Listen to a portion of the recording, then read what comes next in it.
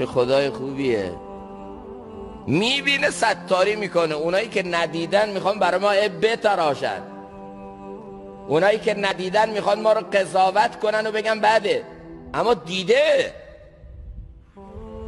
بازم میگه پشت سر بنده من غیبت نکن. این مثل این کرکس صفتیه، این مردارخوریه. غیبت لاشخور صفتیه. من دوست ندارم این صفتو. پشت سر بندم چرا غیبت میکنی؟ راست گفتن این عیب توش بود. راست گفتی غیبته، اگه راست نمیگفتی چی بود؟ تهمت بود. عیب راست بنده منم نباید بگی. بنده منو طعنه به گناهی که کرده و ازش توبه کرده نباید بزنی. با من جرم کرده، تو چرا پشت سرش بد میگی، طعنه میزنی؟ ما گناه کردیم، او داره از آبروی ما دفاع میکنه.